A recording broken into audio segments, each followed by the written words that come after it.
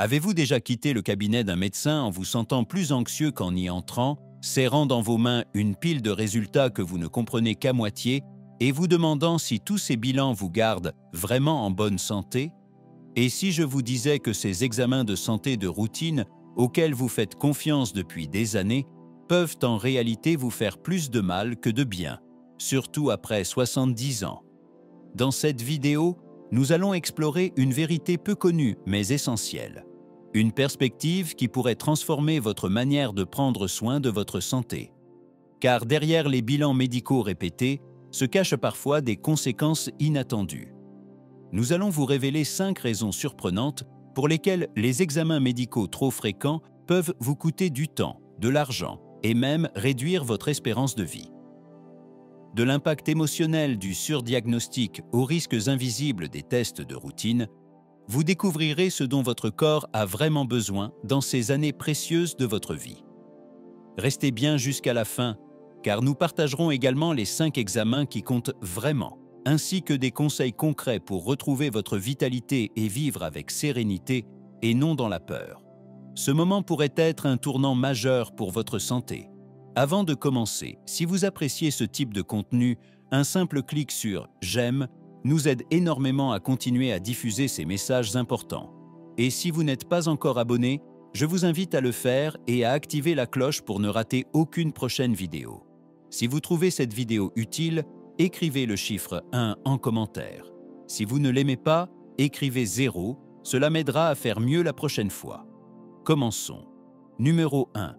Le surdiagnostic. Le voleur silencieux de la paix Marcel, une amie de 74 ans, a toujours pris sa santé très au sérieux.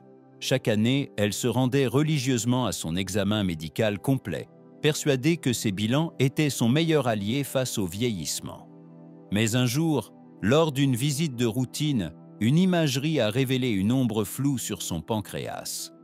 Ce petit détail a suffi à l'entraîner dans des mois d'angoisse, de tests invasifs, de nuits blanches et d'un stress constant à l'idée d'avoir une maladie grave. Pendant tout ce temps, chaque rendez-vous médical grignotait un peu plus son énergie mentale. La peur d'un verdict fatal occupait toutes ses pensées. Finalement, après une série interminable d'examens, le diagnostic est tombé. L'ombre était bénigne. Une variation sans danger, simplement liée à l'évolution naturelle de son corps. Marcel m'a confié, la voix tremblante entre soulagement et colère: « J'ai perdu 6 mois à me faire du souci. Chaque jour, je pensais que j'allais mourir, pour rien. » Son histoire est loin d'être isolée. Elle révèle un phénomène de plus en plus fréquent chez les personnes âgées, le surdiagnostic. En vieillissant, notre corps change. Les organes se déplacent, les tissus vieillissent, et les scanners repèrent souvent des anomalies qui n'en sont pas vraiment. Pourtant, les protocoles de dépistage, souvent conçus pour des adultes plus jeunes, interprètent ces marques du temps comme des signes de danger. Une étude publiée en 2023 dans le Journal of Geriatric Medicine montre que près de 60% des seniors ayant reçu des résultats anormaux à des examens de routine subissent ensuite des procédures qui, au final, se révèlent inutiles. Biopsie, examens poussés, consultations en chaîne. Ces démarches ne sont pas sans risque. Elles peuvent entraîner des complications physiques, coûter cher et surtout peser lourdement sur le moral. Car oui, l'impact psychologique du surdiagnostic est immense. Pour des personnes âgées comme Marcel, le stress lié à une possible maladie peut affaiblir la santé mentale, perturber le sommeil et même fragiliser le système immunitaire. Et même quand le résultat est rassurant, la peur laisse souvent des traces durables. Son témoignage est un signal d'alerte. Les bilans de santé sont souvent présentés comme des gestes de prévention, mais ils peuvent aussi devenir source d'angoisse et de souffrance. Il est donc essentiel pour les seniors, leurs proches et leurs médecins d'aborder chaque test avec discernement. Chaque procédure doit être soigneusement évaluée. Est-elle vraiment nécessaire? Apportera-t-elle un changement réel dans votre prise en charge? Car protéger votre santé, c'est aussi protéger votre tranquillité d'esprit. Numéro 2. Les examens à risque, quand la routine devient dangereuse. Certains examens médicaux, comme les coloscopies, les biopsies ou les imageries avancées, sont souvent présentés comme des gestes anodins de prévention.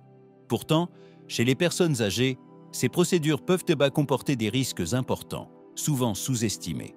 Ce qui semble être un simple contrôle peut parfois se transformer en véritable crise médicale. Avec l'âge, notre corps devient plus fragile.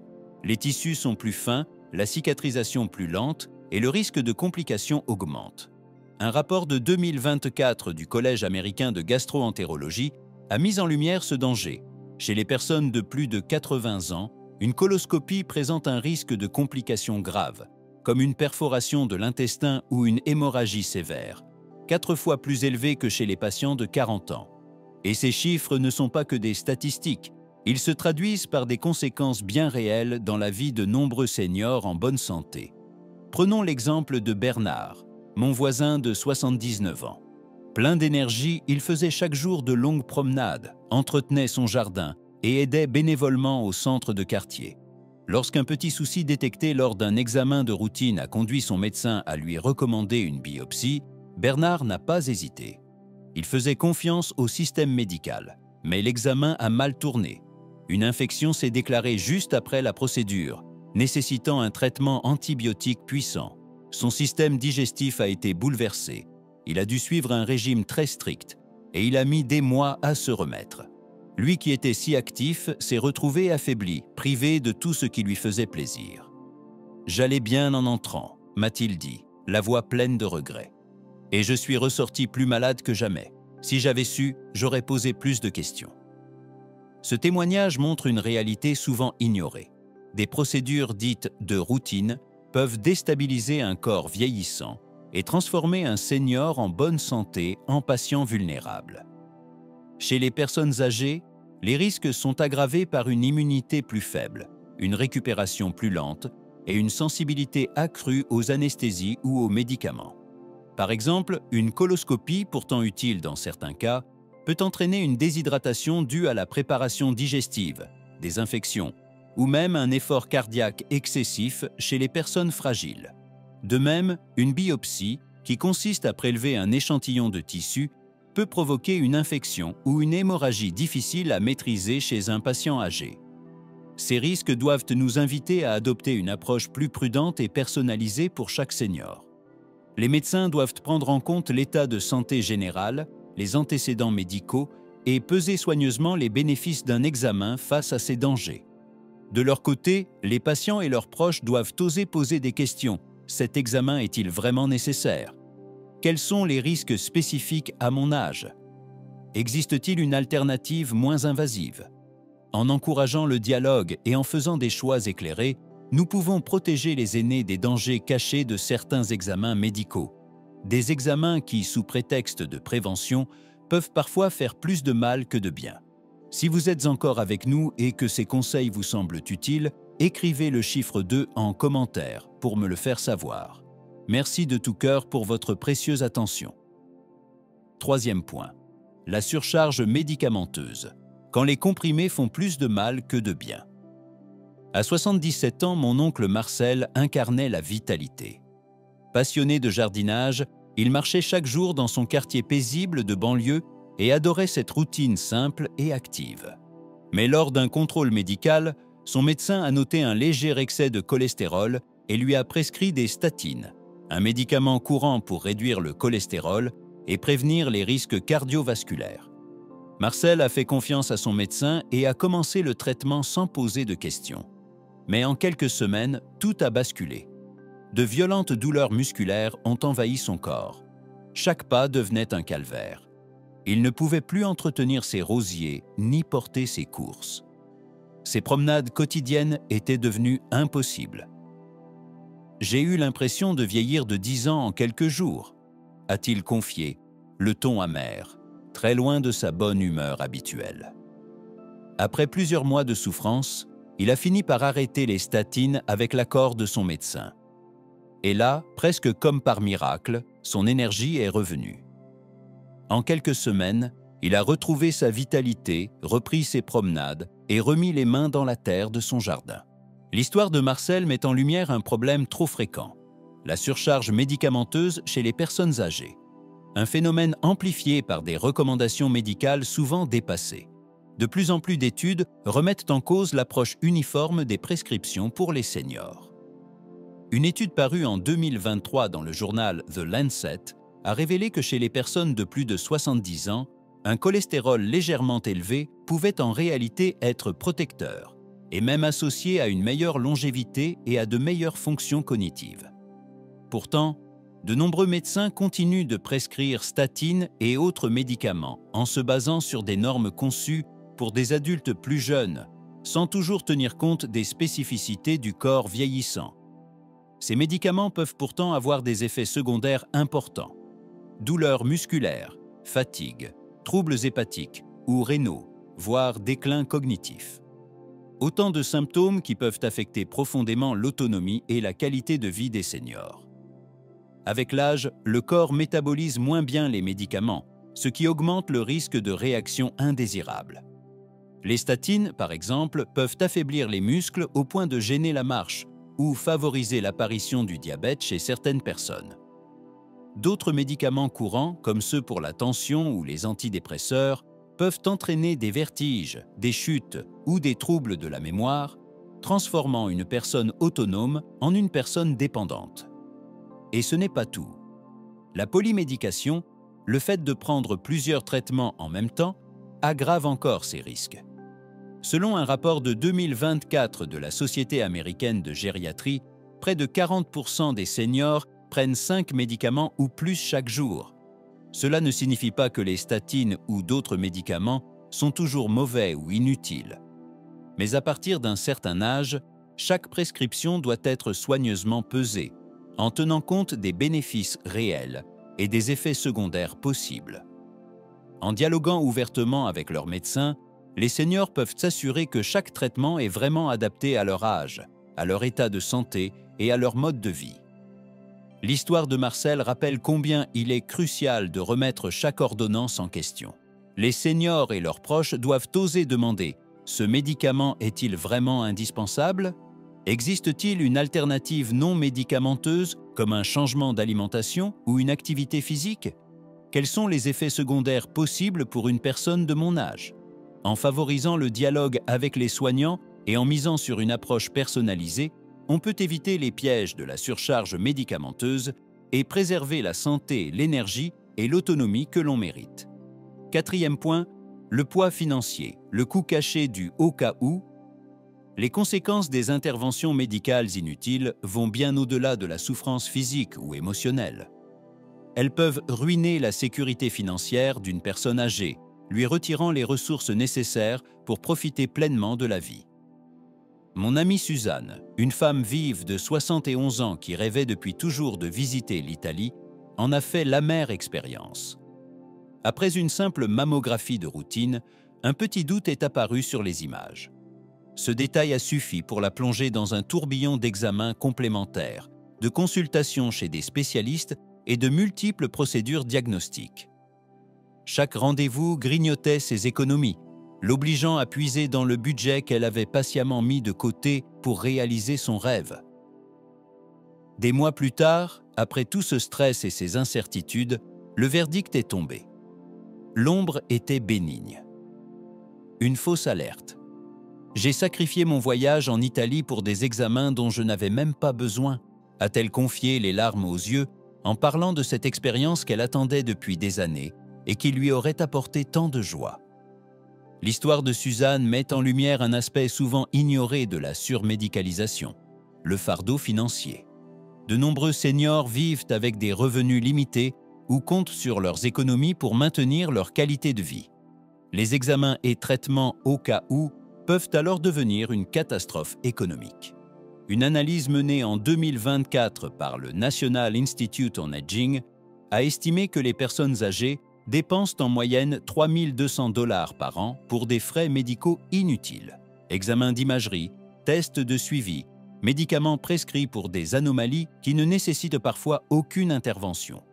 Ces coûts obligent souvent à faire des choix douloureux, renoncer à des voyages, à des loisirs ou même à certaines nécessités, simplement pour pouvoir régler des factures médicales.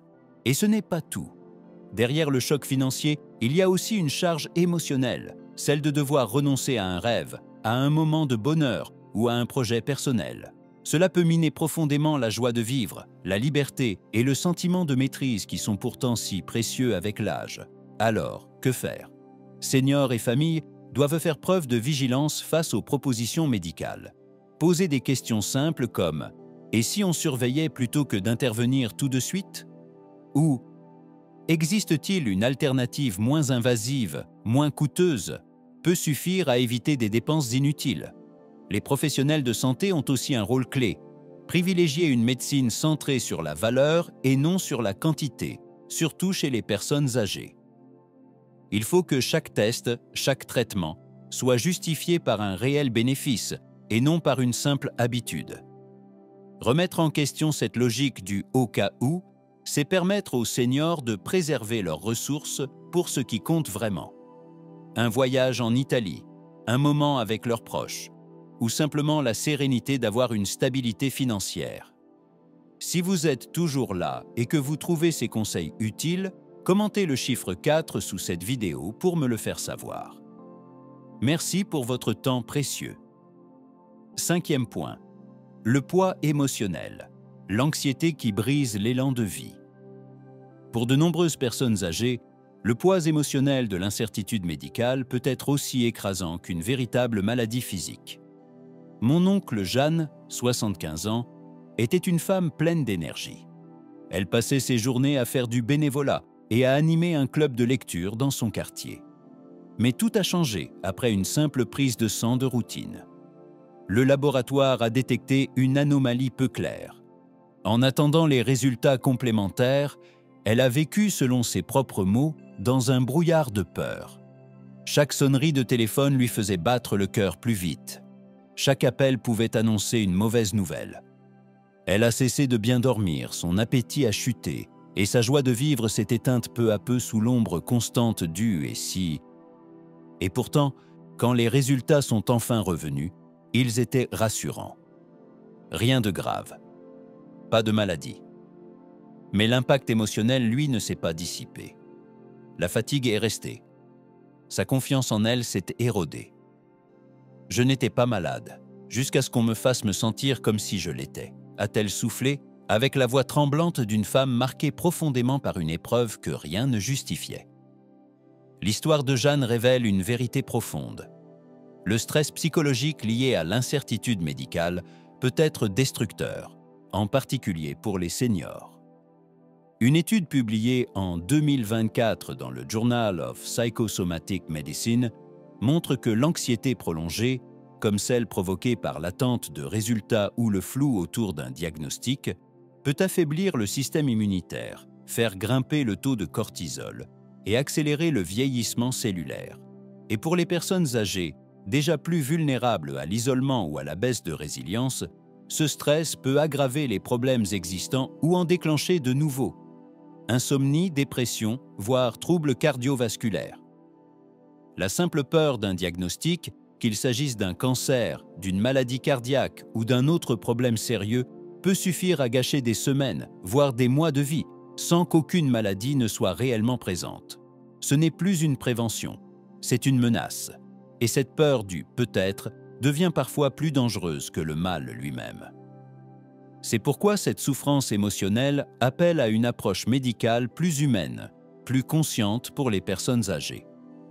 Les médecins doivent expliquer clairement l'objectif d'un examen, ses implications et anticiper l'anxiété qu'il peut générer. Les seniors et leurs familles doivent oser demander du soutien, un accompagnement psychologique, un calendrier précis des résultats ou des alternatives moins angoissantes. L'expérience de Jeanne nous rappelle ceci. Protéger la santé mentale est aussi vital que préserver le corps. Et l'angoisse provoquée par des incertitudes médicales peut briser un être bien plus sûrement qu'un diagnostic. Parlons maintenant des 5 examens essentiels à privilégier après 70 ans, chacun choisi avec soin pour détecter les risques graves à temps, tout en limitant les dangers de surdiagnostic. Nous verrons aussi quelques habitudes de vie simples pour préserver votre bien-être au quotidien. 1. La surveillance de la tension artérielle. Un geste simple pour vivre plus longtemps. L'hypertension, souvent appelée le tueur silencieux, peut entraîner des AVC, des crises cardiaques ou des atteintes aux reins si elle n'est pas détectée. Pourtant, elle se gère très bien si elle est repérée à temps.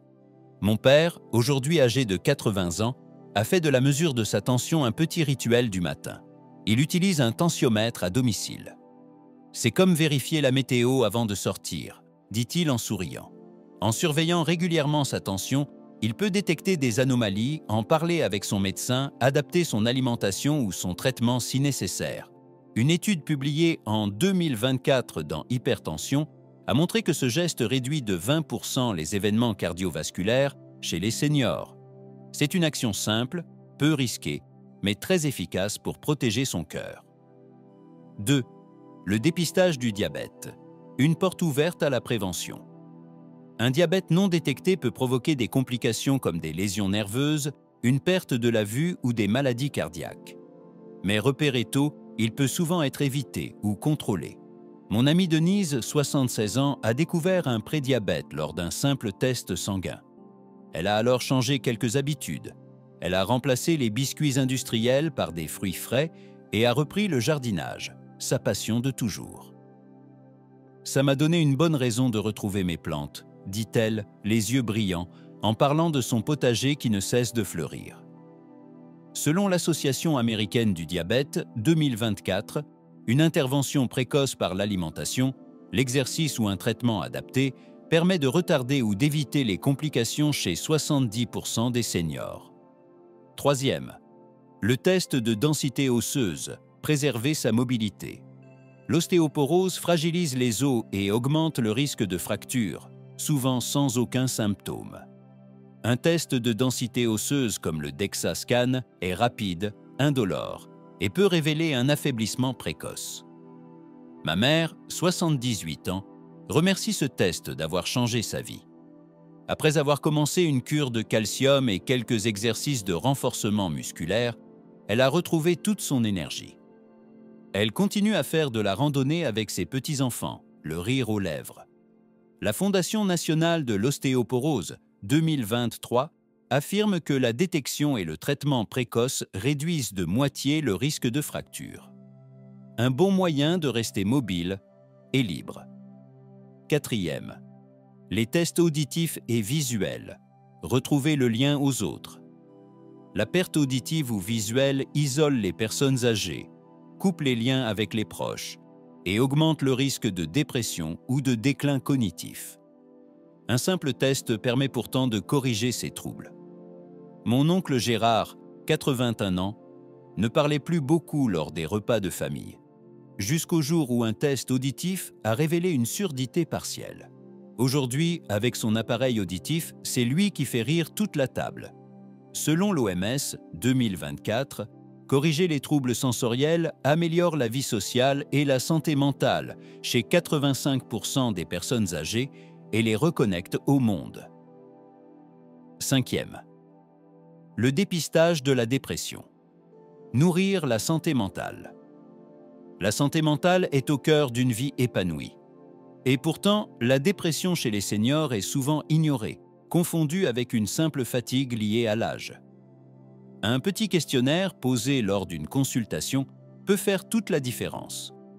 Pour ma tante Claire, ce test a révélé une légère dépression.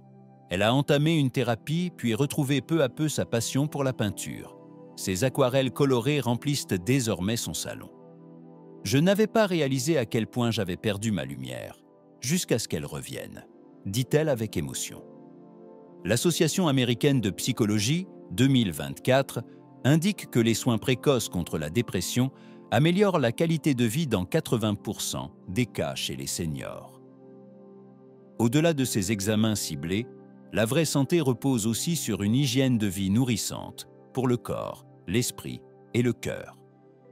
Une promenade quotidienne, même courte, stimule la circulation et améliore le moral.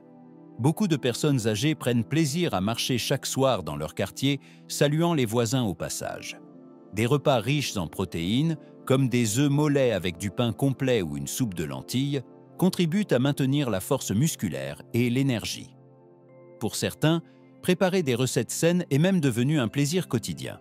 L'hydratation reste essentielle. comme la sensation de soif diminue avec l'âge. Un simple rappel sur le téléphone peut aider à penser à boire régulièrement.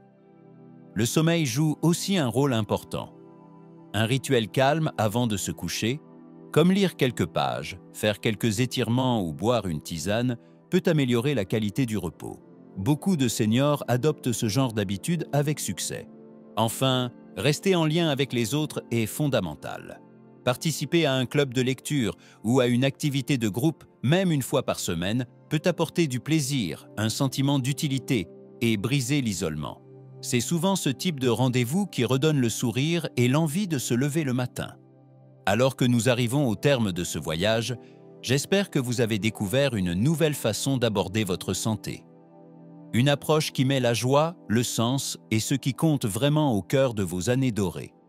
Prenez un instant pour réfléchir. Qu'avez-vous appris aujourd'hui qui pourrait transformer votre prochaine visite médicale ou tout simplement votre quotidien? Peut-être avez-vous compris l'importance de questionner certains examens devenus inutiles. Ou alors, vous avez décidé d'adopter une petite habitude de santé, comme une marche quotidienne. Peut-être même que vous avez retrouvé l'envie de vous lancer dans une nouvelle passion. J'aimerais beaucoup vous lire. Partagez en commentaire la leçon principale que vous retenez. Et surtout, comment vous comptez l'appliquer dans votre vie. Votre témoignage pourrait inspirer quelqu'un d'autre. Si cette vidéo vous a été utile, laissez votre commentaire juste en dessous. Et n'oubliez pas de l'aimer et de la partager. Et de vous abonner à notre chaîne pour d'autres conseils bienveillants pour mieux vivre et non juste survivre dans cette belle étape de la vie. À votre santé et à une vie pleine de sens.